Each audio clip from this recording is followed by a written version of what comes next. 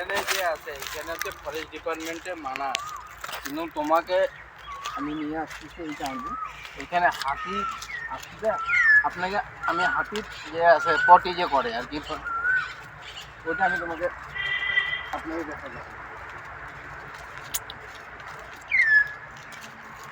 উদাহরণ হিসাবে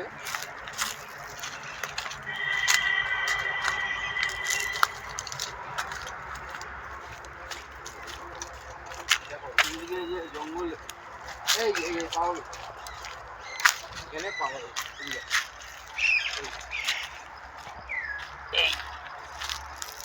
এই যে হাতির, এটা হাতির পটি, হাতির পটি। এটাতে তুমি বাড়িতে নিয়ে গিয়ে যদি ধরায় রাখো শুকানোর পর মশা মাছির থেকে দূরে থাকবে। হাতির পটির উপকার আছে, কিন্তু উপকারের পরে আমরা কিন্তু এখন সুরক্ষিত নাই, কারণ যখন তখন এখান থেকে হাতি আসতে পারে, এই জন্য আমরা যেন আগে